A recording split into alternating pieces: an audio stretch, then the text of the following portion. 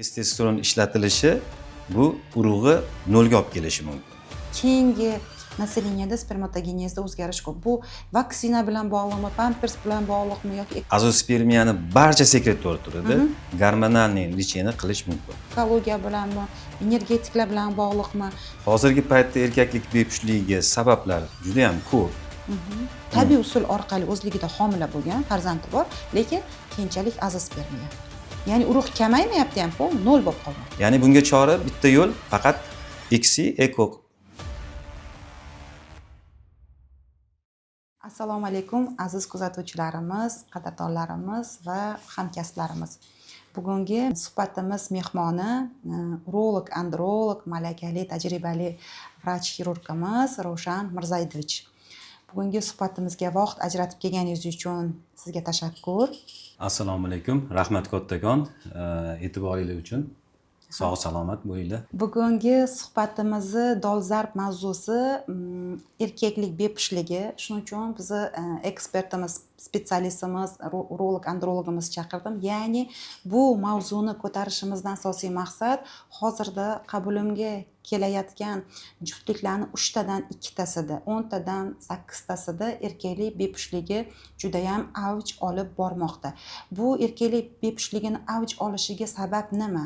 Qayerdan kelib chiqmoqda? Davosi va qanaqa choralar ko'rishimiz kerak va qanaqa tajribalar hozirgi zamonda bor? Shular bo'yicha siz bilan bo'lishmoqchimiz tajribalarimizni. Buning uchun bizning suhbatimiz mehmoni Ravshan Mirzaidovichga yuzlanamiz. Bilamizki, bepushtlikda ikkita tomon, erkak va ayol tekshiriladi. Ayollarda biza gormoni tuxumdonli o'tkazuvchanligi hamda bachadonga ahamiyat beramiz.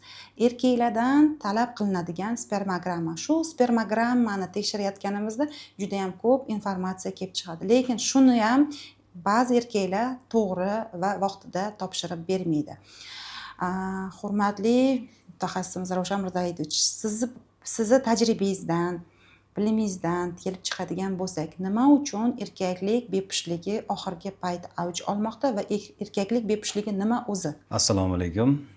Avvalambor erkaklik bepushligi haqida gaplashsak, er xotin 1 yil yashasa, 1 yil yashasayu 1 yil ichida ayolida homiladorlik kuzatilmasa, erkaklik bepushligi deb tashxis qo'yiladi va er va xotin bir xil tekshiruvlardan o'tish talab qilinadi.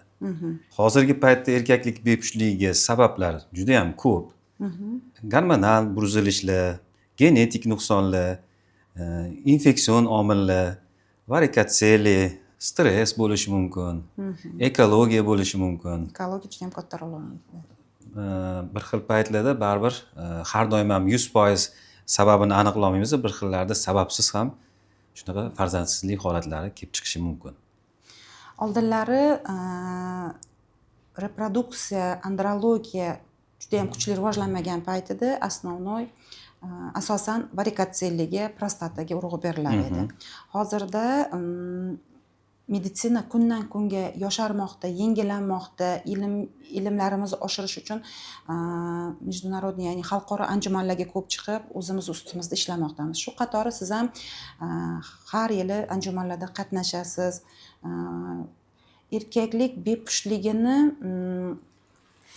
hozirda oldin mana varikatsiyali prostata bilan davolanadigan bo'lsa, mana hozir aytdingiz gormonalniy bepushtliklar ham bor. Oldin faqat ayollarga urg'u berilardi gormonini davolashda. Erkaklarda gormonni buzilish nimadan kelib chiqadi va nimalariga ahamiyat berasiz? Tajribangizdan, malakangizdan shu kelib chiqib bilimlaringizni bo'lishsangiz. Albatta, endi tekshiruv usullariga o'tsak, qachon gormon tekshiruviga o'tamiz, qachonki bepushtlikning og'ir turi bor, bilasiz, azospermiya.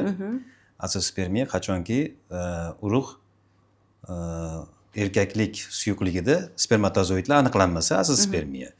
Yoki bo'lmasam yana og'ir turlari bor, farzandsizlikni OAT sindromi, nekrozospermiya degan terminlar bor, ya'ni spermatozoidlarni 1 millilitrda sonini juda ham kamayib ketishi. O'shanda biz gormonalniy tekshiruv bemorga buyuramiz.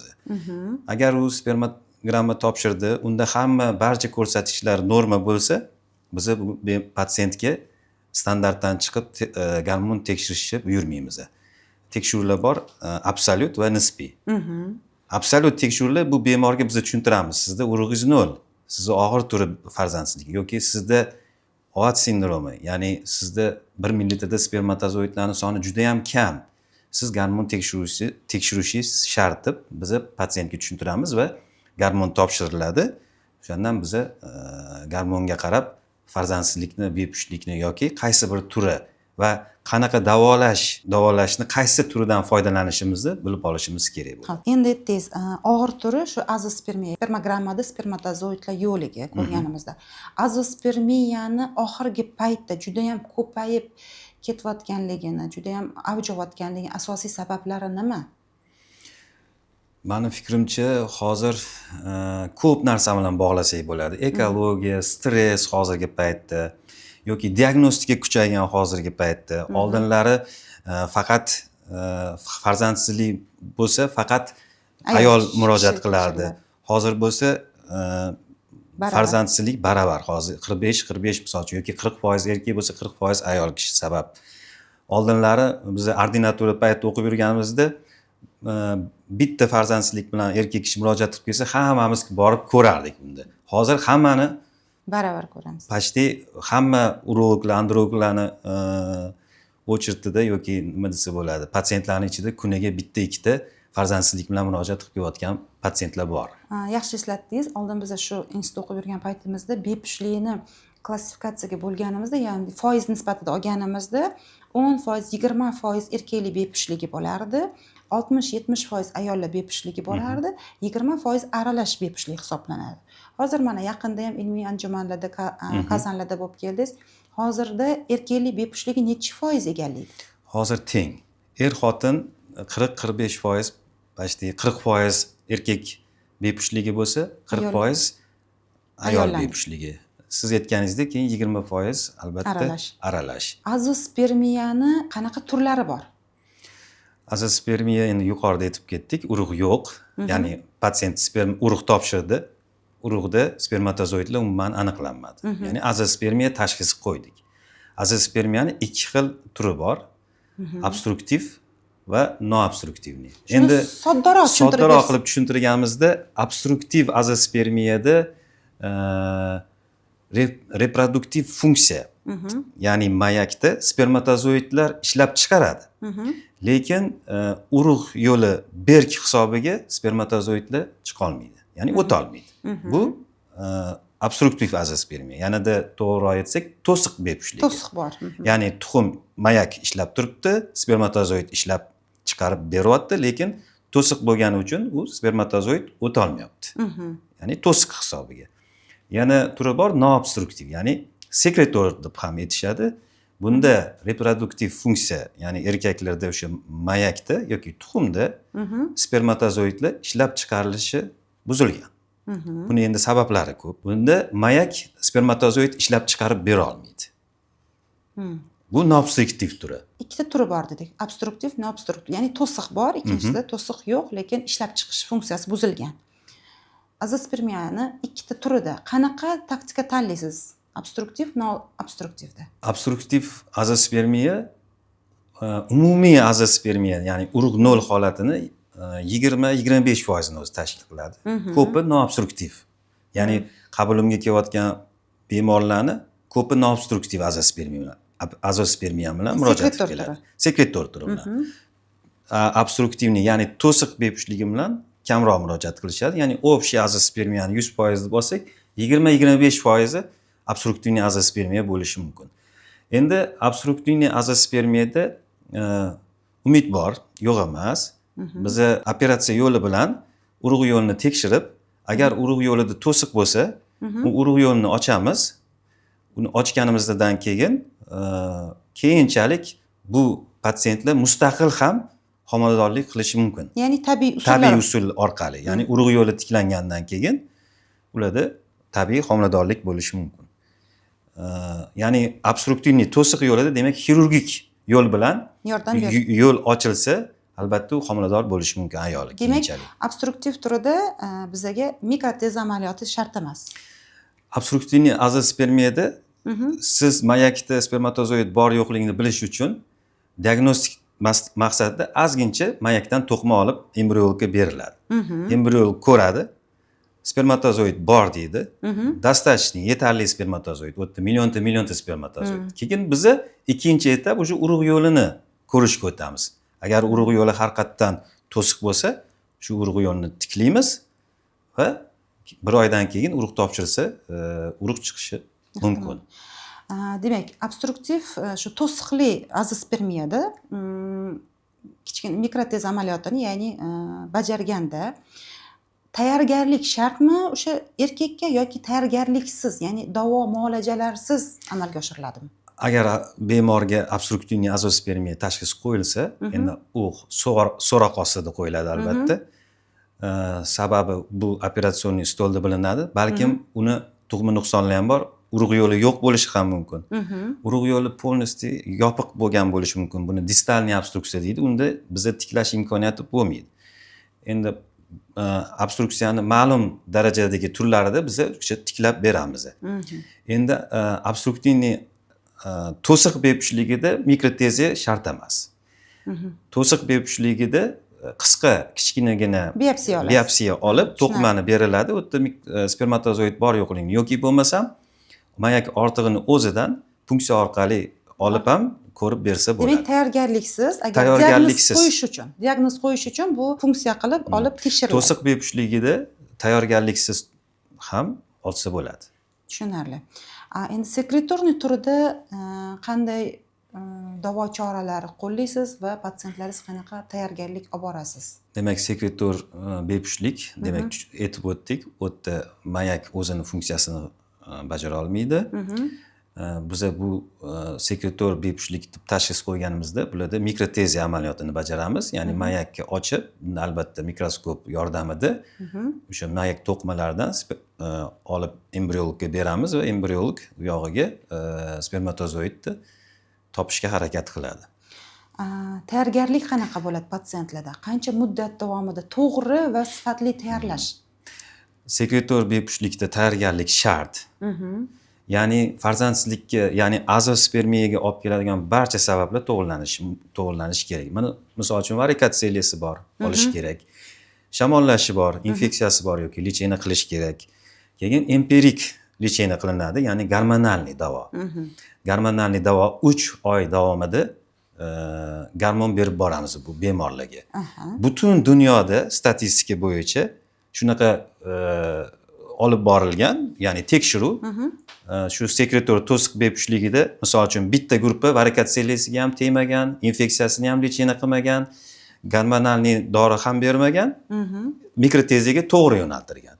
Ikkinchi guruhda bular varikatsiyasini ham olgan, infeksiyasini ham lecheniya qilingan, ya'ni yana qo'shimcha empirik gormonalniy terapiya bilan lecheniya qilgan. Ya'ni simptomatik, patogenetik hammasini davo muolajalarini qilinadi. Demak, ikkita guruhga bo'lingan tekshiruv. Unda shu ikki guruhda birinchi guruhda tayyorgarliksiz teziya olinganda, amaliyot qilinganda, ularda rezultat bularga qaraganda 5-6 barobar kam bo'lgan. To'g'ri, kimdirlar noto'g'ri tushunadi. Azospermiyada varikatsiyalik qilinmaydi. Nisbiy, to'g'ri, nisbiy ko'rsatma. Lekin biza teziya qilishimizda, undan spermatozoid topishimiz uchun biza varikatsiyani qilishimiz kerak. Bu ilmiy isbotlangan. Isbotlangan. Tushunarli. Endi ba'zi bir vrachlar ham hattoki qo'rqishadi gormon bilan stimulyatsiya qilishga. Qaysi holatda gormon bilan stimulyatsiya qilish kerak? Ya'ni empirik davo olib borish kerak. Qaysi holatda olib borilmaydi? Sizni tajribangizdan kelib chiqib va qaysi holatlarda gormon bilan davolanganda azospermiyali patsientlar asoratga olib kelishi mumkin? Endi birinchi o'rinda gormon berishdan oldin biz diagnostika maqsadida tekshiramiz, jigar, fermentlar ko'riladi. Hammasida muammo bo'lmasa, albatta sekretor turi, azospermiyani barcha sekretor turida gormonalniy lecheniya qilish mumkin, barcha turida. Bu gormoni balandmi, gormoni pastmi, gormoni farqi yo'q. O'sha aytib ketishingiz mumkin. Qisqa qaysi gormonlarga ahamiyat beramiz? FSH gormoniga, testosteronga va ingibinga. Shu 3 ta gormonga e'tibor berish kerak. OAT sindromini qanaqa turlari bor va OAT sindromida tabiiyga harakat qilish kerakmi? Konservativ davo muolaja effekt beradimi? Yoki ekoda amaliyoti ekoprotokoliga olinganda IVF usulidan foydalanamizmi yoki XC usulidanmi? Yoki IMSI usulidanmi? Shular bo'yicha qanaqa ma'lumot bera olasiz?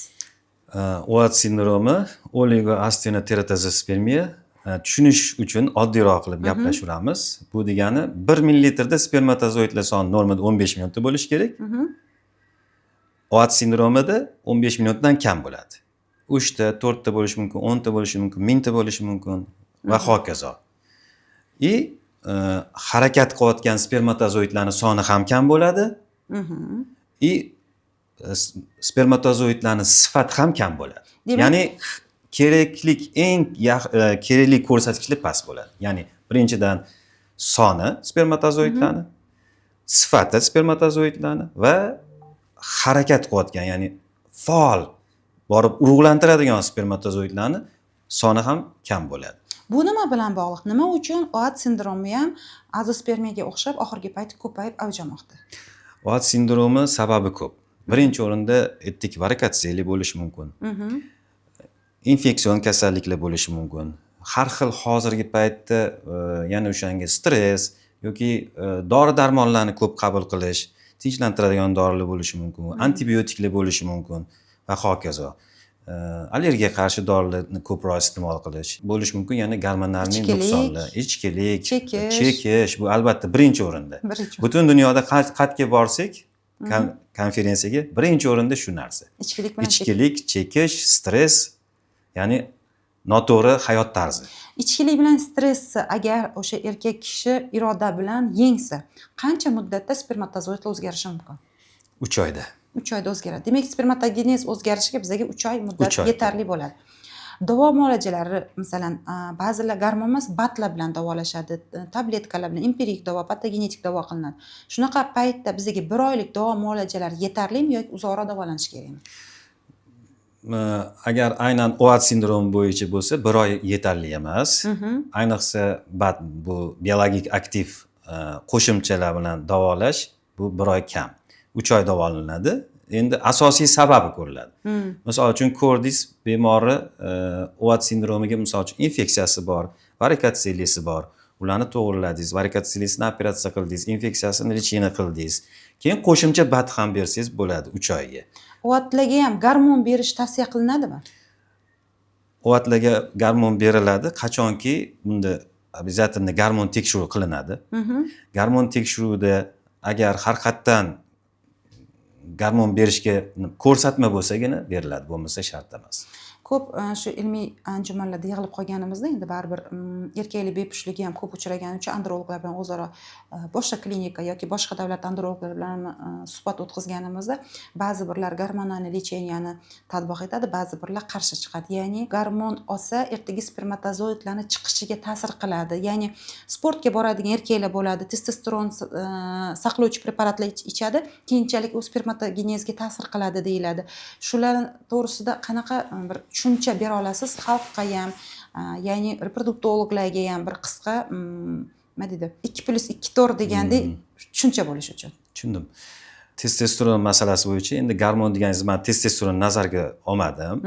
Biz umuman dunyoda hozir bepushtlikka testosteron bu man qilingan hisoblanadi, gormon, ya'ni bepushtlikda testosteron ishlatilmaydi hozirgi vaqtda. Testosteron ishlatilishi bu urug'i nolga olib kelishi mumkin. Endi uni sababini aytsak, hozir ko'p sababi. Chunki organizmga testosteron kiradi, miyada собственный o'zini ishlab turgan markazda dangasalashadi. Testosteron ishlash funksiyasi keyinchalik nolga tushadi. Shuni hisobidan borib urug' nolga kelish. Uni ham qaytar-qaytmas protsess bor. Bir xil patsientlarda 6 oydan keyin bu urug' tiklanishi mumkin. Kimlardadir bu holat tiklanmasligi mumkin. Shuning uchun bepushtlik masalasi bo'yicha testosteron ishlatishga men umuman qarshiman. Endi holatlar bo'ladi. Har qatdan bemorlar keladi, gipogonada turib sostoyanidagi bemorlar, ya'ni gormon har qatdan past, unda testosteron rivojlanmagan, ikkilamchi jinsiy a'zolar, erkaklik ko'rinishlari erkaklik tipida emas. Shularda biz birinchi reproduktiv holatni yaxshilab, ya'ni birinchi farzandli masalasini hal qilib, keyin ularga testosteron bersak bo'ladi. Testosteron qaysi holatda beriladi? gipoandrogenemiya, ya'ni o'sha patsientlar keladi, testosteron ularda yo'q, ishlab chiqarilmaydi. Bo'lishi mumkin mayakda muammoli. Bir xilda keladi, mayakda rivojlanish yo'q. Ya'ni yoshiga mos rivojlana olmaydi. Mayak shamollatgan bo'lishi mumkin va boshqa kasalliklar ko'p. Jigar kasalligi bo'lishi mumkin. Yoshlikda tepki orttirilgan bo'lishi mumkin. Biz endi uzr tepki deb o'rganib qolganmiz, o'zi atit deyiladi. Quloq osti bezini yallig'lanishi, undan keyin mayak rivojlana olmay qoladi, o'sha hisobiga testosteron nolga tushadi. Shunday qiladi. Biz birinchi bu holatda farzand masalasini hal qilib, keyin testosteron bersak bo'ladi shu. Testosteron berganda ham uzoq muddatga beriladi. Demak, testosteronni ham o'zini beriladigan sababi va o'zini sxemasi va muddati bor. Uni urolog, androlog nazorati ostida boriladi. Asorat kelib chiqmasligi uchun. Gormonal preparatlar deganda ko'pchilik testosteronni ham tushunadi, shuning uchun testosteron bo'yicha alohida berib ketdim. Gonadotropinlar bilan stimulyatsiya qilinadi mana praktikamizda, lekin ba'zida o'sha gonadotropinlar ham asoratga olib kelishi mumkinmi OAT sindromida berilganda?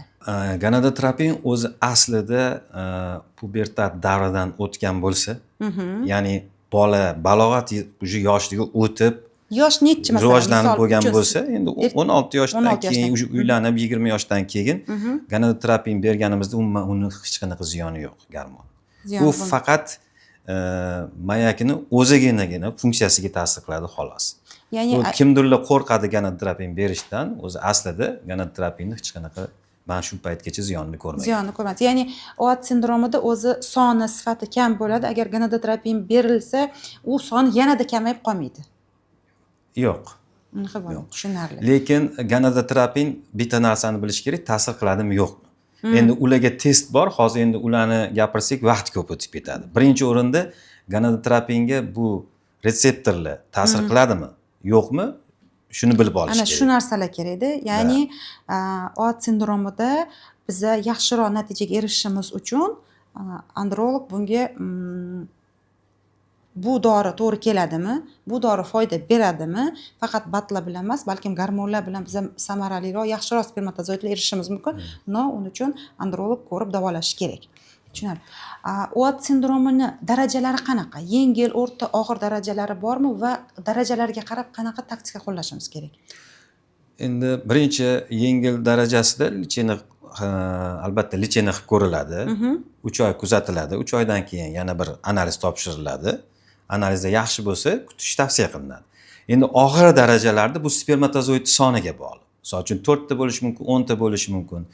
Og'ir daraja bilan kelsa, vaqt ketkazmaslik uchun bir xillarda biz sirazi ekoga, protokolga olamiz sirazi. O'sha og'ir darajasida ekoga olinganda eko IVF usulidan foydalanadi, X usulidanmi? Ya'ni o'zini kuchi yetadimi urug'lantirishga atseti? Soniga bog'liq. Soniga bog'liq. Uni endi embriollar hal qiladi.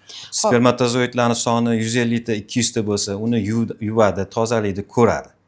Endi unda eko qilsa bo'ladi. Soni ko'p bo'lsa.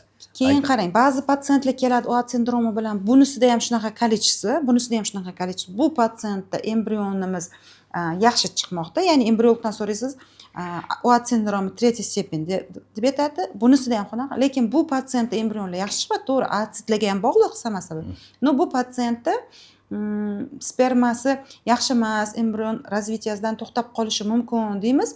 Yaxshi o'sib ketadi, ikkinchi patsientda shu to'xtab qoladi. Bu nima bilan bog'liq bo'ladi? Endi atsitlarga o'z-o'zidan bog'liqlik joyi ham bo'ladi. Nima deydi?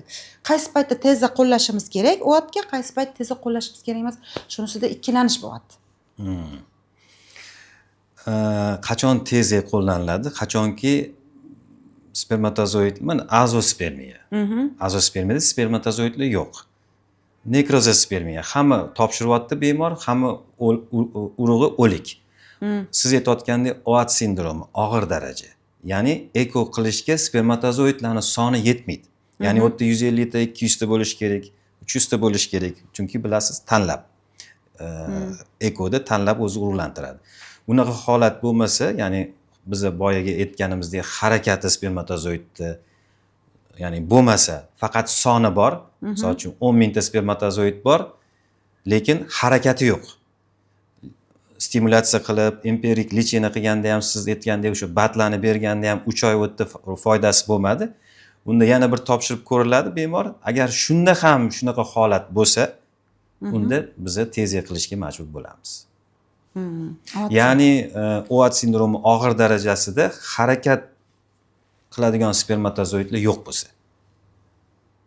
Soni bor spermatozoidlarni 1 millilitrda misol uchun 10 millionta bo'lishi mumkin, 5 millionta bo'lishi mumkin, lekin harakat qilayotgan движениедagi spermatozoidlar yo'q. Demak, движениеda agar harakatdagi spermatozoidlar bo'lsa, soni kam bo'lib, bunda tez qilmasdan Qilsa bo'ladi. urug'lantirish mumkin bo'ladi. Azospermiya bu irsiy kasalliklar bilan bog'liqmi, ya'ni tug'mami yoki hayot tarzida orttirilgan kasallikmi? Qanaqa o'zi? Kelib chiqishi masalan sababi noaniqmi? Nimaga ahamiyat berishimiz kerak azospermiya bo'lmasligi uchun tug'ilayotgan farzandlarda? Azospermiya tug'imi ham bo'lishi mumkin, orttirilgan bo'lishi ham mumkin, sababi noma'lum ham bo'lishi mumkin. Mana misol uchun boya yuqorida aytdik, azospermiya ikkiga bo'linadi: obstruktiv, noobstruktiv, ya'ni to'siq bepushligi, sekretor bepushligi. Misol to'siqda orttirilgan ham bo'lishi mumkin, aytganimdek urug' yo'li yo'q, tug'ma. Ya'ni bunga chora bitta yo'l, faqat eksi eko, boshqacha mustaqil homilador bo'la olmaydi. Orttirilgan misol uchun har xil travma bo'lishi mumkin. Jinsiy yo'l bilan yuqqan kasalliklar, infeksiyalar bo'lishi mumkin, urug' yo'lini yopib qo'yishga sabab. Har xil operatsiyalar bo'lishi mumkin. Ikki tomonlama chura amaliyotlari va har xil operatsiyalardan keyin ham urug' yo'li yopilib qolishi mumkin. Xo'p. Bu orttirilganga turadi. Orttirilgan. Endi meni qabulimga shunaqa patsientlar ko'p kelishni boshladi. Bitta farzandi bor. Qanchadir yil harakat qilmoqda farzandli bo'lishga, lekin azospermiya diagnoz bilan kelishmoqda. Ayol kishi endi erkak bizada baribir oilani nima deydi, posboni bo'lgani uchun ayb o'zimda deb kelishga majbur bo'lishyapti. Ya'ni bunga sabab nima? Oldin norma holatida bo'lgan, hammasi tabiiy usul orqali o'zligida homila bo'lgan, farzandi bor, lekin keyinchalik azospermiya. Ya'ni urug' kamaymayapti ham, polni nol bo'lib qolmoqda. Endi bunga boyaga aytganimizdek, Travmani? travma bo'lishi mumkin, operatsiyalar bo'lishi mumkin. Agar bu farzand bo'lib turib orttirilgan azospermiya bo'lsa, qanaqadir infeksion kasalliklar, onkologiya bo'ladi. Onkologiyadan keyin nur terapiya oladi. Har xil dori-darmonlar ichadi. Bular ham urug'ni nolga tushirishi mumkin. Endi onkologiyadan, ximiyoterapiyadan keyin atsitlar ham soni kamayib ketadi, естественно spermatogenezga ham ta'sir qiladi, lekin bolasi bo'lib turib keyin nol bo'lib qolgandan keyin odam hayron bo'lmoqda. Shunaqa holatlar ham bor. Meni bemorlarimda ham bo'ladi. Shunaqa holat bo'ladiki, bir xil paytda даже biza doktor bo'lib turib bir xil joylarida даже sababini ham keltirib bera olmaymiz. Chunki bir xil paytlarda o'sha tahlillar ham hammasi me'yorda, lekin azospermiya holatlari ham kuzatilishi mumkin. Farzandi bor, norma hammasi, keyinchalik azospermiya bo'lib qolgan. Ya'ni kelib chiqish etiologiyasi sababi bir xil paytlarda har doim ham sababi ma'lum bo'lavermaydi. Bir xil paytlarda noma'lum sabab ham bo'lishi mumkin. Keyin shunaqa statistika yuritilganmi yoki o'zaro androloglar kongressidami shunaqa suhbat bo'ladimi? Ya'ni oxirgi paytda shu 90-yillardan keyingilarda spermatozoidlarda o'zgarish katta. Oldin juda ham spermalarda ko'p muammo kelib chiqmasdi-ku. Mana ustozimiz bilan ham ko'pincha shu narsani ko'p gaplashardik. Ya'ni keyingi naselyeniyada spermatogenezda o'zgarish ko'p. Bu vaksina bilan bog'liqmi, pampers bilan bog'liqmi yoki ekologiya bilanmi, energetiklar bilan bog'liqmi? Nima uchun oxirgi paytda shu narsa ko'paymoqda? Imенно bu narsa ilmiy isbotlandimi yoki bir hali bir isbotini topmadimi? Nima deysiz shu bo'yicha? To'g'ri aytyapsiz. Biz oldin student bo'lib yurganimizda, ordinator bo'lib yurganimizda, misol uchun umuman spermogrammani voz, ya'ni nima deydi, normalari boshqacha edi. Oldin harakati 70% bo'lsa norma hisoblanardi. Hozir harakati 30 dan 32 bo'lsa, misol uchun norma. Ya'ni yildan yilga spermogrammani ko'rsatishlari normasi tushib boryapti. Mana aytaman, oldin 70% bo'lardi. 80%, 70% norma yoki 60%, keyin 50% bo'ldi. Hozir mana 32 borgan sari norma ham kamayib boryapti. Bu yana o'sha ekologiya, sifatsiz ovqatlanish deymizmi, bolalar hozir harakati yo'q. Bir xil bolaga faqat telefon bo'lsa bo'ldi, uyda telefon o'ynab o'tiradi. Endi oldin boshqacha bo'lardi, ko'chada o'ynardik. Da. Harakat bo'lardi, sport bo'lardi, yeb ichishda misol uchun hozir ko'p narsalar bilasiz, energetiklar, fast foodlar, yana suniylashib ketdi qo'pol qilib aytganda. Kam Hamma harakatlilik ovqatlar juda ham ham avj oldi. Kam harakatsizlik ko'p. Agar moyakdan spermatozoid topilmasa, keyingi taktika nima bo'ladi? Bola asrab olish Bola asrab olish. bor, to'g'ri aytib o'tish kerak. Bor, hozir paytda yangi davolash usullari, taktikalar qilinyapti. Steloid kletkalar, o'sha Nanofat o'ziga tuxumni o'ziga yuboradi. Endi bu ham qanchalik darajada isbotlangan, buni hozir endi men yolg'on gapirib qo'ymayman. Hozircha samarasini hali ko'rmadik. Unga menimcha ancha yillar kerak buni samarasini ko'rishimiz uchun. Bu mana shu nanofat, ya'ni стволовой kletkalarni ishlatish, mana bizda ham shu Toshkentda bitta ikkita klinikada ishlatilish boshladi. Mana xalqaro anjumanlarga chiqqanda boshqa androloglar shu narsani qo'llayaptimi, ularda samara beryaptimi? Bor, ular qo'llaydi, samara ham bor.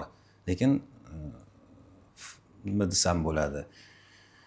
Nima uchun ommaviy hamma joyda shu narsa qo'llanilishi boshlamadi? Samara mana samarasi meni fikrimcha juda ham kam.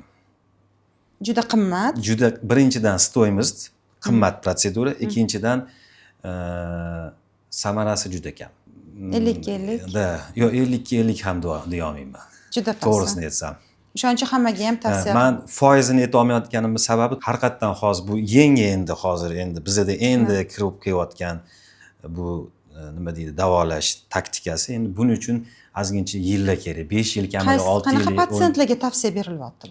Xuddi shunaqa tez edi spermatozoid topa olmasak, ularni xohishi bo'lsa, ularni yana stimulyatsiya qilib, shunaqa nanofet qilib 6 oy ichida yana bir tezlik qilib ko'rishimiz mumkin. Faqat shularda. 6 oydan keyin. Qarangiz. Patsientlar ba'zida bat bilan 1 oy yoki 2 oy lecheniya olib kelmoqda-da, gormonsiz lecheniya olmoqda va tez amaliyotida spermatozoidlar o'lik holatida chiqmoqda. Shu patsientlarda shans bormi? Yana qayta tez amaliyotini bajarsa, normal holatdagi harakatcha spermatozoidlar olishga? Birinchi tezlik qilindi. Hamma spermatozoidlar, masalan, davo lecheniya mana gormonlar bilan emas, batlar bilan yoki sog'lom turmush tarziga rioya qildi yoki patsientlar ba'zida dori olmayman deydi, lekin olmayotgan bo'ladi. Sharoit to'g'ri kelmasdan vrach aldaydigan holat bo'ladi. Va kirilganda spermatozoid o'lik holatda, ya'ni muzlatishga yaroqsiz chiqdi. Shu holatda shu patsientga keyingi taktikada nima qo'llaysiz? Ya'ni biopsiya olasizlar, balliga qaraysizlar, ya'ni birinchi o'rinda to'g'ri gistologiya xulosasiga qaraymiz. Gistologiya bizga ijobiy natija bersa, qanaqa natija? Necha bo'lishi kerak? Ya'ni ball beradi bu. 12 ballgacha beradi. Endi hozir buni har bitta ballini nechidan boshlansa umid bor? 4 dan 5 dan yuqori bo'lsa, yana ularni stimulyatsiya qilib, ya'ni o'sha gormonalniy lecheniyalarni 3 oy qilib, yana 6 oydan keyin qayta olish mumkin. Agar olganimizda o'sha gistologiya xulosasi 3 ball, 2 ball yoki spermatogenezda blok beradigan bo'lsa, unda foydasi yo'q. Foydasi yo'q. Bemor qiynagandan foyda yo'q. Demak, 4 balldan tepa bo'ladigan bo'lsa, bu patsientlarga kamida 4-5 balldan baland bo'ladigan bo'lsa, 3 oylik stimulyatsiya qilib. O'shunaqa patsientlarda 1 oylik, 2 oylik lecheniya effekt beradimi? 3 oy. 3 oy, kamida 3 oy. 3 oy. Standart bo'yicha 3 oy lecheniya qilinadi. Endi bu yerda aytayman-ku, birinchi siz boyaga aytgandek gonadoterapiya. Birinchi buni gonadoterapiyaning o'zining testi bor. Qachon biz 3 oy beramiz, qachonki bizda rezultat bilinsa. Bir oyda misol uchun bu testosteron topshirish mumkin. FSG, folikulyar stimulyatsiya gormon topshirishi mumkin, ingibin topshirishi mumkin. O'shalardan biz bilib olamiz, bu gormonni berishdan foyda bormi yoki bu prosta takovatdimi lecheniya. Demak, siz lecheniya yozganingizda 3 oylikka yozmaysiz, 1 oy yozib, 1 oydan keyin patsientni qabulingizga chaqirasiz, kuzatasiz. Dinamikada o'zgarish bo'layotgan bo'lsa, yana keyin stimulyatsiyani sxemasini davom ettirishingiz mumkin. Ya'ni bundan foyda bo'ladigan bo'lsa. Agar shu 1 oylik davo muolajalaringizda, birinchi testingizda o'zgarish katta bo'lmasa nima qilasiz? Bergan gormonimiz samara bermasa, unda boshqa ilojimiz yo'q, bemorni sirazi tez amaliyotiga olamiz. 1 oydan keyin. Boyaga aytganimizdek, ingibinni ko'ramiz, gormon, testosteronni ko'ramiz, folikulyar stimulyatsiya gormonni ko'ramiz. Ularni keyingi chiqqan rezultatiga qarab biza dalnishi yana taktika qo'yamiz. Ya'ni demak 1 oyda olasizmi? Ya'ni 3 oyga cho'zganingiz foydasi bormi yo'qmi? Endi agar o'zgarish bo'lsa, 3 oyga cho'zib turib olinsa, mana o'zgarish bo'lmoqda. Siz berdingiz 1 oy. O'zgarish ozgina bo'lsa ham sal qo'zg'alish bor.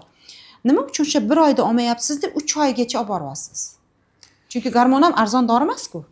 Spermatogenezni birinchi hisobga olish kerak 3 oyligini. Ya'ni bitta spermatogenez bo'lgun spermatozoid bo'lguncha 3 oy vaqt ketadi.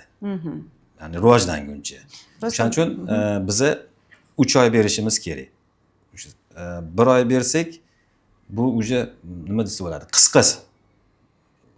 Ya'ni to'liq spermatogenezga erishamiz va to'liq. spermatozoidlarning sifatiga biz xohlagandek chiqmaslik mumkin. Bu mavzuni qo'zg'aganimizdan maqsad ko'p patsientlar nima deydi, spermasini sifati past chiqmoqda va to'g'ridan-to'g'ri kelishmoqda, vrachlar davo muolajalar yozib bermoqda va oxirgi momentiga kelganida men ko'rmoqdaman, chunki Tojikistondan, Qirg'izistondan patsientlar keladi. Doktor 3 oyga lecheniya yozadi vrachlari, lekin 1 oylik lecheniya olib kelmoqda va biz kutilgan natijaga erishmayapmiz. Shuning uchun bizning kuzatuvchilarimiz ko'p bo'lgani uchun shu mavzuni ko'tarishga ahd qildim va ekspert sifatida sizni fikringiz juda ham biz uchun muhim. Nafaqat men uchun, kuzatuvchilarimiz uchun va o'ylaymanki hamkasblarimiz uchun ham bu mavzu juda ham qiziq bo'ladi. Donor spermani qaysi holatda tavsiya berasiz va tavsiya berasizmi o'zi? Yo'q, bizda mumkin emas. O'zbekiston Respublikasida mumkin emas. Ko'p patsientlar keladi, siz tayyorlaysiz, tez amaliyotini juda ham ko'p bajarasiz. Azospermiyada ekoni natijasi qanaqa bo'lmoqda? Kuzatishlaringiz davomida patsientlaringiz holatidan kelib chiqsak. Azospermiya boya aytdik, urug' nol. Unda tabiiy homiladorlik bo'lmaydi. O'shaning uchun biz yordamchi texnologik usullardan foydalanamiz. O'sha XI, Eco. Endi o'zingiz mendan ham yaxshi bilasiz, hozir azospermiyada ko'proq XI usulini qo'llanamiz. Intratsitoplazmatik inyeksiyada. O'sha inyeksiya orqali ayol tuxum hujayrasiga spermatozoidni tiqib qo'yiladi. Yo'q, savolim shundan iboratki, ya'ni gormon bilan lecheniya qilindi, spermatozoidlar topildi, urug'lantirildi. Hosil bo'lgan embrionlar o'zidagi masalan OAT sindromidan olingan spermatozoidlar hosil bo'lgan embrionlar bilan azospermiyadan olingan spermatozoidlardan hosil bo'lgan embrionlarni sifatida farq bo'ladimi? Ya'ni demoqchimanki, teza amaliyotidan bajaradigan patsientlardan embrionni sifati pastroq chiqadimi, o'zi chiqarib berganga nisbatan yoki yo'q, bu spermatozoidni o'zini sifatiga bog'liq. Bir xil holatlarda biz tezi amaliyotidan olingan spermatozoidimizni polni nima desa bo'ladi? Morfologiyasi ham o'zi ham sifati ham yaxshi bo'lishi mumkin. Lekin OAT sindromi bilan kelib spermatozoidni morfologik jihatdan past bo'lishi mumkin. Embrionlikka anaqasiga bog'liq. Yo'q, embrionlikka bog'liq, lekin siz spermatozoid olib berdingiz, misol uchun, teziya yo'li bilan 10 ta 15 ta. U embrionlik ko'radi uni sizni, to'g'rimi? U o'zi tadbir qiladi, tanlaydi. Ya'ni bundoq qarab sog'lom boshi, bo'yni, dumi ham chist yugandan keyin u o'zi tadbir qiladi-da. Uni hammasi ham godin bo'lmaydi-ku. OATda ham xuddi shunaqa, teziyada ham. O'shaning uchun teziyada olinganda o'zi embrionliklar bitta narsa bor deganda o'zi bor deb faqat o'sha godnisini aytish kerak-da, negodinini aytish kerak emas. Misol uchun negodin boshini o'zi bo'lib turibdi deb bor desa, u bizga nima qizig'i bor? U borini uni eko ham XI ham qila olmasak. O'shaning uchun u bor deganda godinini aytish kerak-da. Shu eko ham XI ham qilsa bo'ladigan spermatozoidni topsa, bunda bu farq bo'lmaydi. To'g'ri, bu embriologlarga bog'liqroq savol, lekin endi tajribangizda shu patsientlaringiz holatidan kelib chiqib kuzatdingizmi deyman. Endi nima uchun bu savol berdim? Ya'ni men programmaga perinosga tayyorlayotganda patsientlarning embrionini ko'ramizda, sifatini, soniga qaraymiz. Ba'zi bir patsientlarda tez amaliyoti bajarilgan bo'ladi. Ayolidan tuxum soni ko'p olinadi-da, lekin tez amaliyoti bajarilgani uchun embrion sifatsizroq yoki soni kam bo'ladi. Yana bitta patsientda tez amaliyot bajarildi, lekin uni embrionlarning sifati A kачествоda va soni ham yetarli bo'ladi. Shuning uchun bu ham teza bo'ladi, bu ham teza bo'ladi. Teza patsientlardan qanaqa natija kutishga anaqa qilamiz. Masalan, bilamiz, mana ayol kishi yoshi katta keldi, yoshi kattaroq bo'lsa, bizda zapasi kamroq deb bilamiz. Tez amaliyot bo'layotgan patsientlarda ham shunaqa spermatozoidlar kimdadir yaxshi, kimdadir yomon chiqishi mumkinmi yoki bu lecheniyaga bog'liqmi, qanaqa chiqishi? Birinchi endi to'g'ri, podgotovkaga bog'liq. Ikkinchidan yana o'sha embrionlikka bog'liq. Chunki bilasiz, endi bu embrion mana tuxum hujayraga qo'shgandan keyin embrion bo'ladi. Embrion rivojlangandan keyin u embrionlik o'zi fish deyiladimi? Fish deyiladi, menimcha. Fresh. Fish ani olib ko'rib tekshiradi-ku, qanaqadir nuqson bormi, genetik tomondan sog'lommi? Va qisqa muddat ichida jinsini ham bilib beradi va xromosom kasallik 5 juft xromosom kasalligini bilib beradi. NGS turida endi ko'proq kasallik turida beradi. Bu savol berishimdan asosiy maqsad mana embriologlarga bog'liq dedingiz. Embriologimiz shu gap aytib qoldi. Ya'ni OAT sindromi og'ir darajasi bilan kelayotgan patsientlarga nisbatan tez amaliyoti orqali olingan spermatozoidlar hosil bo'lgan embrionlar va razvitasi yaxshi ketmoqda degan bizga bir xulosa chiqardi-da statistik qilib bo'layotgan proseduralardan. DNK fragmentatsiyasiga ham bog'liq bo'lishi mumkin spermatozoidlarni. Endi mayakdan olingan, ya'ni tuxumdan olingan spermatozoidlar ko'proq DNK fragmentatsiyaga uchramagan bo'ladi har. Bu shunaqa statistika ham bor, statistika, balkim embriolog shuni nazarga olgan. Ya'ni bir xil holatlar bo'ladi, o'zi topshirib beradi. Homila misol uchun bo'lmaydi yoki homila tushib qoladi yoki eko qiladi, neudachniy bo'ladi. O'shanda bizni teziya yo'li bilan ham olib ko'rib tavsiya qilamiz shunda ekoni qilishni. Ya'ni teziya qilishdan maqsad shu tuxumdan olishdan maqsad bo'lib o'tdi DNK fragmentatsiyaga, ya'ni spermatozoidlar uchramagan bo'ladi. Embriolog shuni hisobga olgan bo'lishi mumkin. Shu savolni bermoqchi edim. DNK fragmentatsiyasi baland chiqqan patsientlarga mana DNK fragmentatsiya o'zi normasi 15 gacha bo'lsa, oralig'i bo'ladi 15 dan 20 gacha va undan yuqori. 25 dan yo'q. Da, 25 dan yo'q. Agar oraliqdagi bo'lgan holatda bo'lsa ham tez amaliyotni tavsiya qilasizmi yoki davolaysizlarmi? Davolaymiz. Endi DNK fragmentatsiyaga sabablar ko'p. O'sha siz aytgandek yashash sifati, infeksion kasalliklar, varikatseliya misol uchun har xil doridan juda ham ko'p sabab. O'shalarni birinchi o'rinda. Agar DNK fragmentatsiya siz aytgandek normadan baland bo'lsa, infeksiyasi bo'lsa, infeksiyasini ichini qiladi. Varikatseliyasi bo'lsa, varikatseliyasini ichini qiladi. Hayot tarzini o'zgartiradi. Cheksa, chekish tashlaydi. Ichsa, ichishkilikni tashlash kerak bo'ladi. Dorilardan hamma dorilarni ham qabul qilishni to'xtatadi. Issiq vanna, sauna bulardan ehtiyot bo'ladi. Ular ham demak hayot tarzini yaxshi olib boriladi, qo'shimcha shu sabablarni to'g'rilaymiz. Demak, sauna ham salbiy ta'sir ko'rsatar. Albatta. Erkak kishilarga ko'p sauna o'zi lekin aslida erkaklar saunadan ko'p foydalanadi. Tushunarli. Yo'q, bemalol 3-4 ta bo'lsa, keyin farzand bemalol sauna qursa bo'ladi. Demak, tushunarli. DNK fragmentatsiyasi yuqori bo'lgan patsientlar konservativ davo muolajalar, empirik muolajalarni oldi. Demak, tabiiy usulda harakat qildi, homiladorlik kuzatilmadi yoki bir necha bora nerazivaysh rivojlanmagan homiladorlik, bola tushib qolishi kuzatildi. Eko programmasiga oldik, o'zi sperma berdi. Yana embrionlar yoki rivojlanishdan to'xtab qoldi, ya hosil bo'lgan embrion ham neudachniy, ya'ni omadsiz yakunlandi. Shunaqa patsientda biza bemalol patsientlarga tez amaliyotini foydalanish tavsiya berishimiz mumkin. To'g'ri. Eng to'g'ri yo'l shu bo'ladi. Agar DNKsi yuqori bo'ladigan bo'lsa. Martest analizi baland chiqqan patsientlarga nima tavsiya berasiz? Martest baland chiqsa, xo'p, immunologik farzandsizlik, bepushtlik haqida. Immunologik bepushtlikda to'g'risini aytib qo'ya qolaman, aldamasdan VMIga jo'nataman. Inseminatsiyaga jo'nataman. Chunki birinchi bemordan so'rayman, necha yil yana. Agar u 5 oydan beri yashayotgan bo'lsa, конечно, inseminatsiyaga jo'natmayman. Agar unga 3 yil bo'lgan bo'lsa, 4 yil bo'lgan bo'lsa, Martest shu положительный bo'lsa, dori darmonlar oldi, rezultat bo'lmasa, 3 marta VMI, ya'ni inseminatsiya qilib ko'ramiz. O'zi nima uchun Martest baland chiqib ketadi ba'zi erkaklarda? Bu ham xuddi shunaqa, o'sha sabablari ko'p. Hammasi shu, stress, yana katta vaspaleniya, hayot tarzini buzilishi, bir xil kam harakatsizlik bo'ladi, o'shalarni hisobidan u ham baland chiqadi. Immunologik bepushtlik bu yerda qinga tushgan spermatozoidlarga qarshi o'zini ayollar organizmi antitela paydo bo'ladi, antigen paydo bo'ladi. O'tkazmaydi. Lecheniya ko'p olgan bo'lsa, уже to'yga 2 yil, 3 yil bo'lib qolgan bo'lsa, inseminatsiyaga yuboraman. 3 marta inseminatsiya, agar inseminatsiya ham natija samara bermasa, unda eko protokol. Tushunarli. Demak, azospermiya bilan bog'liq genetik testlar mavjudmi? Albatta, agar azospermiya bilan bemor urolog, androlog qabuliga yoki reproduktolog qabuliga kelsa, albatta genetik tekshiruvlar shart. Qanaqa tekshiruvlar va ular nima uchun shart? Endi birinchi o'rinda taktika. Mana misol uchun eng asosiy tekshiruv, genetik tekshiruvlardan karyotip, AZF faktor. Mana shu ikkita tekshiruv azospermiyada albatta qilish kerak. Albatta qilish kerak. AZF faktor nimani beradi bu holatida va karyotip nimani beradi?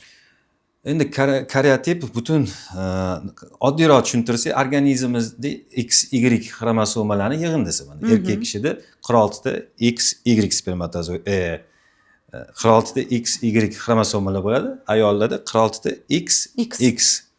Endi karotipdan tekshirishdan maqsad o'sha xromosomalarda ya'ni nuqsonlar yo'qmi?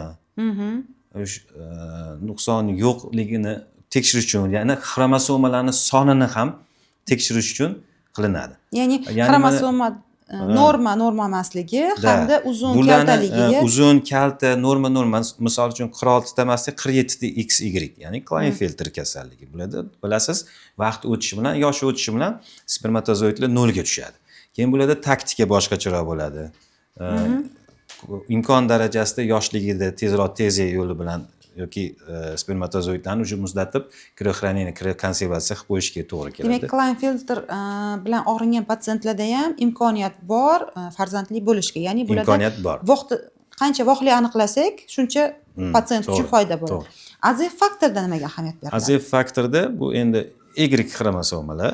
Y xromosomalarda endi bu shunaqa genetika borki, bu da o'zgarish bo'lsa, urug'i nolga olib keladigan sabablar bor. Ya'ni spermatozoidni nolga olib keladi. Bu yerda ham biza taktika. Ya'ni bu yerda foyda beradimi? O'zi tezlik qilganimiz ma'qulmi, ma'qul emasmi? AZF faktor bir xil turlari bor. Даже ularga biz teziya amaliyotini ham qila olmaymiz. Mumkin emas. Demak, bitta AZF faktor o'ziga qarab turib, mana shu tiqdek kesish mumkin emasligini aytishingiz mumkin azospermiya patsientlarda. Demak, amaliyotni amalga oshirishdan oldin to'g'ri diagnostika va to'g'ri davo muolajalasi patsientga shunchalik foyda bo'ladi. Tushunarli. Qarang, mana bunaqa narsa bo'lyapti-da, men buni berishimdan, buni imенно siz bilan o'tkazishimdan maqsad ba'zi bir patsientlar kelmoqda-da, mana shu suhbatimiz, ya'ni Instagramda ba'zi bir kichkina reelslar qo'yyapmiz. Mani erimni siz mana aytdingiz Instagramda deyapti. Spermasini soni kam deydi. Mani erimda ham shunaqa ekan. Mani erimga tezda amaliyot kerakmi yo'qmi dedi. Shunaqa patsientlar mana непосредственно siz bilan maslahatlashdim. Ko'rdingiz analizini, o'sha patsientlarni ko'rdingiz va shularga siz tezda amaliyotini qilgan foydaliroq bo'ladi dedingiz. Ya'ni bular uyim, joyim, bola chaqa qilaman deb turib hamma narsani sotib boshqa qilib keladi. Biz maksimal yordam berishimiz kerak. Shu gapingizni bo'ldim. Kelganda OAT sindromida agar imkoniyat bo'lsa, og'ir darajalari bo'lmasa-da, albatta yengil darajalarda iloji bo'lsa DNK fragmentatsiyaga topshirib qo'yish kerak bo'ladi. Demak, OATda DNKga qarab turib, lekin og'ir darajasida topshirtira olmaysiz. Chunki harakati yo'q bo'lgandan keyin uni бесполезно u DNK fragmentatsiya topshirish. Og'ir darajasida уже biz primoy tezaga ovursak ma'qulmi? Boshqa iloj yo'q-ku. Ovursak ma'qulmi tezaga? Faqat empirik lecheniyadan keyin. Ya'ni gormonal davo muolajadan keyin to'g'ridan-to'g'ri batlar bilan olingani befoyda. Befoyda. Batlar umuman bu og'ir darajadagi OAT sindromida bat bu yordamchi. Unaqa katta foyda bermaydi. Tushunarli. Sababi shunaqa holat bo'ldi, sporniy mana ba'zi bir patsient kelyapti, OAT 3-stependa OAT embriologda, lekin uni patsient imkoniyati yo'q tezda qilishga. Mayli deb majbur oplodotvorение qilinyapti, развитиеdan to'xtab qo'yapti. Yana shunga o'xshash, shunga yaqin yuradigan bitta patsient olamiz. Unda hatto bitta ikkita birinchi chiqadi. Ya'ni bu DNKsi bilan endi biz tekshira olmaymiz, конечно, но DNKsi bilan ham bog'liqroq deb xulosa qilsak bo'ladi. Shuning uchun shunaqa holatda o'ylab qo'yamiz. Bu tezalik patsientmi, tezalik emasmi patsient? Shunisiga qiyin bo'lyapti ajratib to'g'rilab yo'naltirishimizga. Demak, stress, turmush tarzi, demak, azospermiyaga, OATga, hamma nekrozospermiya hammasiga ta'sir qiladi. XY amaliyoti qanaqa patsientlarga tavsiya beriladi? Erkaklik bepushligi bilan kelganda, ya'ni spermani ko'ryapmiz, norma bo'lishi mumkin, lekin qanaqadir azospermiyada XY amaliyoti amalga oshiriladi. Chunki azospermiyada endi bu ham boyaga aytganimizdek, spermatozoidlarning soni kam. Eko qila olmaymiz. Unda bizga eng yaxshisi XY hisoblanadi. Nekrozospermiyada? Nekrozospermiyada ham XY. Qisqa bo'ladi. Agar nekrozospermiyada XY. XYmi tezami? Birinchi teza. Keyin harakatchan spermatozoidlar topilsa, keyin XY qilinadi. Nekrozospermiyada biz tez amaliyotini bajarib olingan spermatozoidlardan XY usulida foydalanishimiz kerak.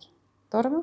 Yoki nekrozospermiyada pasient o'zi topshirishi mumkinmi? O'zi topshirgan spermadan foydalansak bo'ladimi? Yo'q. Sabab? Harakat yo'q. Ha. Agar nekrozospermiyada empirik davosiz olsa bo'ladimi? Bularga gormonal terapiya foyda beradimi yoki уже nekrozospermiya aniqlandi spermogrammada, shunda olsa bo'ladimi?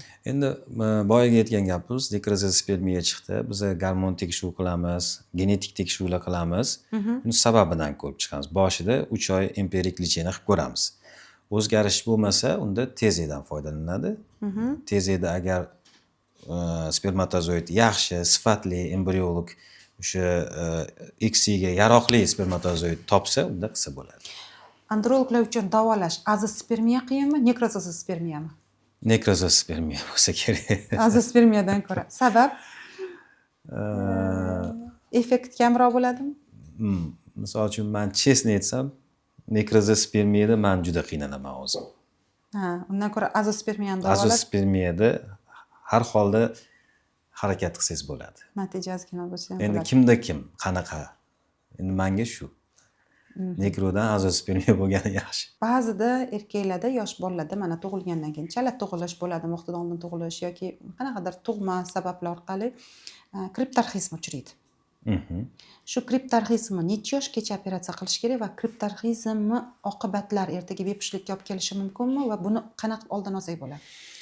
Endi kriptarxizm bu mayakka yorug'lik yo'qligi. Bu bir tomonlama, ikki tomonlama bo'ladi. Soxta, chin bo'ladi. Chin kriptarxizm misol uchun bu mayakka tushmaydi. Yo qopga tuxum tushmaydi. Soxtada tushib o'ynab turadi. Ha, chiqib tushib turadi. Chiqib tushib turadi. Hozirgi yangi meditsina bo'yicha 6 oyligidan 1 yoshgacha operatsiya qilinadi. Chin kriptarxizm. Oldingi biza paytda o'qib yurganimizda biza 2 yoshgacha, 2 yoshdan 3 yoshgacha eng yaxshi payt derdik. Hozir meditsina o'zgardi. Yo'q, hozir 6 oydan 1 yoshgacha eng Shularni men ham eshitdim. yaxshi usul. Shuning uchun Ya'ni savol. nima deydi? Eng yaxshi yosh, chunki tuxum qopda rivojlanadi. Tepada rivojlanish Sal orqali. kechroq muddatda qilinsa-chi, oilaviy sharoit bo'lishi mumkin. Kimdirlar yosh kelinlar ahamiyat bermaydi, bilmaydi, vaqtida vrachga qabuliga olib bormaydi-da. Buni Qancha yosh qilsa shuncha yaxshi.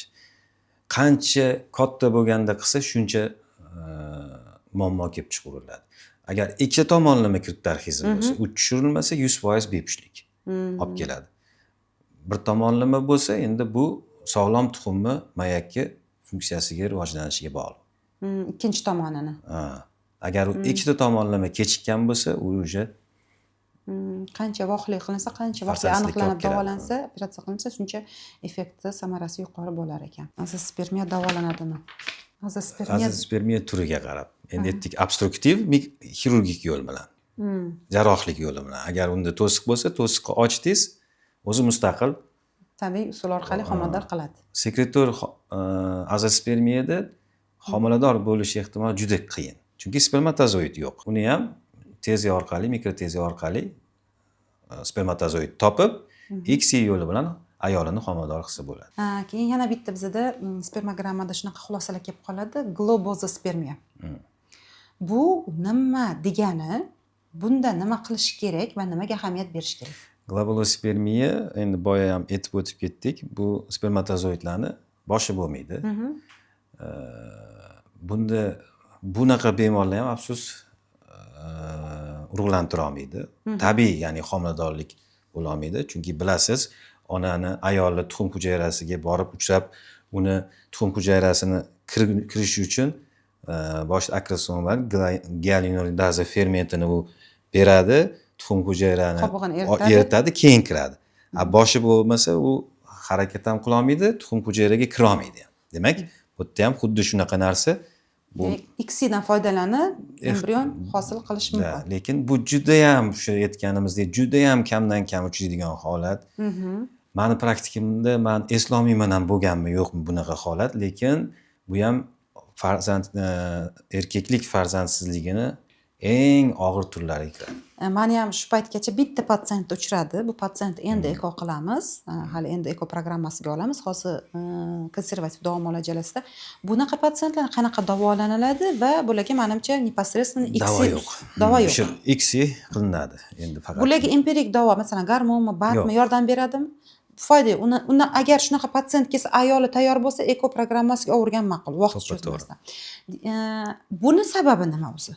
Bu ham genetik bo'lishi mumkin. Faqat shu tug'ma genetik nuqsonlar. Demak, genetika bilan bog'liq bo'lishi mumkin. Tug'ma nuqsonlar. Har doim ham idiopatik bo'lishi mumkin. Sababini ham bir xil paytlarda aniq aytib bera olmaysiz. Hamma analizlari yaxshi, gormoni yaxshi, mayaklarni obyomi yaxshi, gormon tekshirasiz, u ham yaxshi, genetik tekshiruvlar qilasiz, hammasi joyida. Topshiryapti globulospermiya. Bu holat ham bo'ladi. Bu erkaklar bepushtligida necha % egallaydi? To'g'risi bilmayman. Yolg'on gapirmay. Juda ham kam bo'lsa kerak. Men aytaman, 12 yil ishlayotgan bo'lsam, 1-2 marta ko'rganmanmi yo'qmi? Eslolmayman ham даже. Chunki azospermiya necha foiz masalan? Mana 10-15%. 10-15% erkaklik shu bepushtliklar orasida. Da. Erkaklik bepushtligida eng ko'p uchraydigan, foiz yuqori kasallik. Farzandsizlikka olib keladigan demoqchimiz? Farzandsizlikka olib keladigan. Varikatsiyali 30-40%. Varikatsiyani qaysi paytlarda operatsiya qilish kerak, qaysi paytlarda operatsiya qilish shart emas? Varikatsiyalini qachon operatsiya qilish kerak? Darajasi. 3-daraja bo'lsa, og'ir daraja. O'zi qildingiz, mayaklarda kichrayish bo'lsa, gipoplaziya bo'lsa, ya'ni mayak o'zini obyomidan kichik bo'lsa, unda operatsiya qilasiz. Keyin bolevой sindrom deyiladi, og'riq sindromi. Surunkali og'riq sindromi. Misol uchun bu ham juda ham kam holat. Hamma varikatsiyalarda og'riq bo'lmaydi-ku, bir xillarda og'riq bo'ladi. Bu hayot tarziga, ishlashiga ta'sir qiladi, stress, asabiga ta'sir qiladi. Shu og'riq sindromi ham varikatsiyani olishga ko'rsatma. 3-ko'rsatma urug' sifatini past bo'lishi. Ya'ni urug' topshirdi, urug'ida qaraysiz, spermasi normadan ko'ra past. Unda ham operatsiya yo'li bilan operatsiya qilishingizga to'g'ri keladi. 4-ko'rsatma xotin uylandi, 1 yil o'tdi to'yiga, lekin farzand bo'lmayapti. Unda ham varikatsiyalarni olishingiz mumkin. Homila tushishi, bu to'satdan xotin yashayapti, homila bo'lyapti, bitta, ikkita, lekin tushyapti. Ayolni tekshiryapti, ayoli yaxshi. Erini tekshiryapti, varikatsiyasi bor. U holatda ham varikatsiyani olishga ko'rsatma bo'la oladi. Varikatsiyani masalan, siz aytgandek, bolevой sindromi bor, urug'i sifati pastroq bo'ladi. Varikatsiya operatsiyasini bajarmasdan eko programmasini qilgan to'g'rimi yoki operatsiya qilib keyin qilgan to'g'rimi? Operatsiya qilib keyin qilgan to'g'ri. Sabab? Sababi ikkita o'sha aytganimdek anaqa bor. Bittasi varikatsiyani qilgan gruppa, bittasi varikatsiyali qilmagan. Ya'ni varikatsiyani qilganlarda ko'p nima deydi, sog'lom homiladorlik bo'lib tug'gan. Ko'pchilikda eko neudachniy bo'lgan ko'p holatlarda. Ya'ni siz aytgandek embrion rivojlanmagan, shunaqa holatlar bo'lgan. O'shaning uchun ekodan oldin podgotovka sifatida обязательно varikatsiyani qilish kerak. Varikatsiya qilgandan keyin qancha paytdan keyin eko protokoliga 3 oy. 3 oy. Nega voqliroq olinsa nima bo'ladi? Bu ham spermatogenez jarayoni bilan. Albatta. Teziya bilan varikatsiyaning birga qilinmaydi-ku. Birinchi varikatsiya qilinadi, 3 oy lecheniya qilinadi, 3 oydan keyin olinadi. Endi qonun qoida bu standart. Agar qarang, ham varikatsiyali, ham azospermiya patsiyent bor. Ikkalasidan одномоментно qilinadimi yoki varikatsiyani qilib, 3 oy dam olib, keyin azospermiya? To'g'ri. Demak, varikatsiyalikdan operatsiya qilinadi, 3 oy empirik davo qilinadi azospermik, undan keyin olinadi. Ikkalasini bitta paytda emas. Yo'q. Tezani nazarda tutingizda. Tezani nazarda tutaman. Azospermiya varikatsiyali kelyapti, plus varikatsiyali bilan. Birinchi varikatsiyani qilib, lecheniya qilib, keyin teziya amaliyoti bajariladi. Shunda to'g'ri bo'ladi. Shunda to'g'ri va sifatli bo'ladi. Ba'zi bir patsiyentlar endi men ishlayman, shu bitta anaqa kesilganda ishga chiqa olmay qolaman, shuning uchun bitta paytda qildir desa, demak bu patsiyent o'ziga zarar bo'ladi. Ya'ni yo'q, bundan ma'no yo'q. Ma'no yo'q. Teziya bilan varikatsiyani birga qilishdan ma'no yo'q. Yo'q, misol uchun varikatsiyali qilindi, 1 oydan keyin siz varikatsiyani nega qilmoqchisiz? Shu teziyada spermatozoid natijani yaxshi qilishingiz uchun qilyapsiz-da. Natijani yaxshi qilish uchun birinchi varikatsiyani qilib, keyin teziya. Yo'q, savol o'zgartiramiz, qarang. varikoseliyni bajargandan keyin 1 oydan keyin agar azospermiyali bo'lgan patsient tezaga olsa bo'ladimi yoki 3 обязательно oy 3 oy o'tishi kutish kerak kerakmi? albatta. O'tishi 3 oy kerak, o'tishi kerak. 3 oy o'tishi kerak. Aniq 3 oy o'tishi kerak. 1 oyda olinmaydi. 1 oyda tushunarli. Natija kerak bo'lsa 3 oy kutiladi. Keyin mana bugun qabulimda shunaqa patsient bo'ldi. Tojikistondan keldi. Bugun mana 3 ta funksiya amaliyot bajargan bo'lsak, uchalasida ham erkaklik faktori. Birinchi patsient turmush o'rtog'ida oligozostenozteratozis spermiya, ya'ni bulardan ayollardan yetarli darajada tuxum oldik, urug'lantiriladi. Ikkinchi patsientkani da bir marta ekoprogrammasi bo'lgan, embrionlar rivojlanishdan to'xtab qolgan, erlarda azospermiya 2 yil oldin boshqa klinikada bo'lganlar, bugun bizada bo'ldi. Endi ayollardan tuxum oldik, spermatozoidlar topilgan, urug'lantiriladi. Bu ham erkaklik faktori. Uchinchi patsientkamizda ayolining zapasi ham kam, ya'ni IMG'si 0,7, bulardan 6 ta yetilgan tuxum hujayra chiqdi, urug'lantirdik va xo'jayinlarda shu OAT sindromi, bularda teza fresh amaliyoti tavsiya berildi. Erkakdan so'rayapman, lecheniya oldingizmi desam, doktor yozib bergan, 1 oy ichdim, bu to'xtatib qo'ydim dedi. Men 1 oy ichdingiz, 1 oy effekt bermaydi desam, to'xtatib qo'ydim dedi. Agar shu OAT bilan kelayotgan patsientga teza qilmasdan turib boshqacha davo muolajalari bormi? O'zidan sifatini yaxshilab ko'proq chiqartirish. O'zi spermogramma lecheniya qilinmaydi-da. Mana bitta sperma topshirtirib, spermaga qarab lecheniya qilmaysiz-ku. Mana OAT sindromi ekan, shu OATga lecheniya yozaman. Bu OAT sindromini sababini topasiz-da. Mayaklarni o'ziga qilasiz, gormon topshirasiz, infeksiyasini tekshirasiz, genetik. Mana o'sha hamma sabab bo'ladigan holatlarni ko'rib, o'sha sababini lecheniya qilasiz. Spermogrammani lecheniya qilinmaydi. Tushunarli. Endi menga ba'zida aytishadi, bu xuddi umumiy qon tahliliga o'xshagan narsa-da. o'zgarib turadi. Mana umumiy qon topshirdingiz, gemoglobin past chiqdi. Sizni gemoglobiningiz past ekan, oshqozoningizda yara bo'lishi mumkin deysiz. Boshqa, ya'ni yo'naltirasiz. Xuddi shunaqa spermogramma mana kalistrasi past, gormon topshirishing kerak, misol uchun. Aktinniz past, mayaklarni o'zida qilishing kerak. Morfologiya past, infeksiyaga topshirishing kerak. Misol uchun-da, shularni tekshirib, o'sha sababi to'g'rilaymiz. Spermogramma lecheniya qilinmaydi. Agar spermogramma lecheniya qilinganda faqat bemordan biz spermogramma topshirish talab qilardik-da. Tushunarli. Tushuntira oldimmi? Nima demoqchiligimni? OATga olib kelgan sababni to'g'rilashimiz kerak-da. Nima sabab bo'ldi shu OAT sindromiga? Demak, uni sirazi tezaga olmasdan sababini topib turib, turmush tarzini chuqurroq surishtirishimiz kerak patsientdan. Ya'ni nima ish qiladi, kasbi nimadan iborat, kraska bilan ishlaydimi, benzin bilan ishlaydimi, stressmi, nima ichadi, nima chekadi, shuni bartaraf qilib, sog'lom turmushga yo'naltirib va patogenetik davo qilsak, ya'ni OATda ham tezasiz o'tib ketishimiz mumkin. Mumkin. Yoki 3-stependa обязательно barib teza bilan tochka qo'yiladimi? 3-og'ir darajasida ko'p holatda tezya bilan tugaydi. Ya'ni ECOX amaliyot bajariladi bu patsientlarda. Tabiiy homiladorlik bo'lish ehtimoli, afsus, og'ir darajada qiyin. Endi qiyin, qarang. Ba'zi patsientlar shu 1 oylik preparatlarni ichmoqda, ya'ni tabletkalarni ichmoqda, keyin orada yana 1 oy pererv qilib qo'yadi yoki 2 oy ichib keladi OATda. Shu qanchalik to'g'ri? Bularga shu empirik gormonal terapiya qilgan yaxshimi yoki o'sha ichayotgan preparatlar yetarli bo'ladimi? Empirik terapiya qilish kerak albatta. Qilish kerak.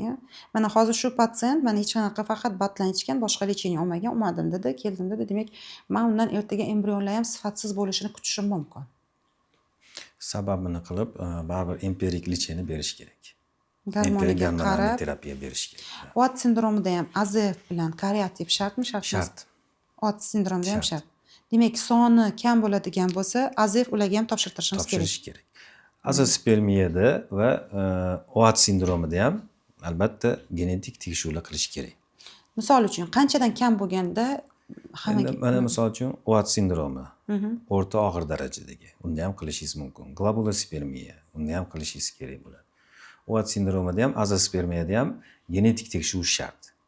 Genetik tekshiruvsiz empirik lecheniya ham, batla ham kerak bo'lsa, boshqa holatlarni ham to'xtab turish kerak. Birinchi genetikani ko'rib, чтобы aniq genetik nuqson yo'qligini bilib, keyin keyingi qadamni tashlasa bo'ladi. Keyingi lecheniyalarni davom ettirsa bo'ladi. Praktikangizda qanaqa? Azospermiya bilan kasallangan patsient bolasida ham azospermiya uchramoqdami?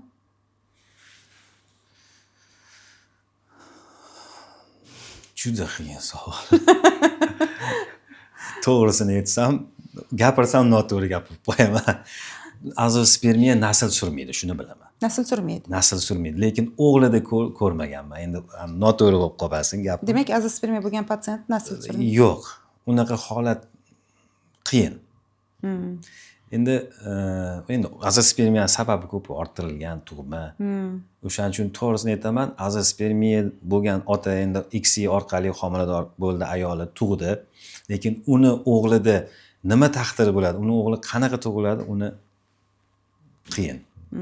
Misol uchun mendan so'rasangiz, menda unaqa hali bunaqa bo'lmagan, to'g'risi. O'zimni praktikamda hali Bo'lmagan.